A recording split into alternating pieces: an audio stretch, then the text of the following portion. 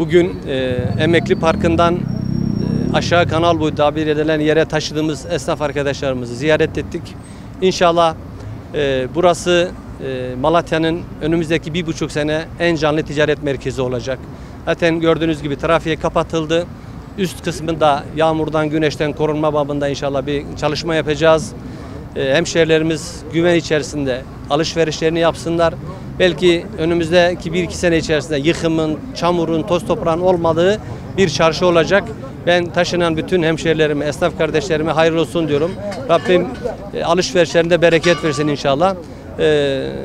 Biz tabii ki sürekli sahada olacağız. Bir ayağımız sahada, bir ayağımız Ankara'da ama önemsediğimiz en önemli şey ticaretin dönmesi. Esnaf kardeşlerimizin huzur içinde alışveriş yapabilmeleri. Bütün temennimiz, gayretimiz bu yönde.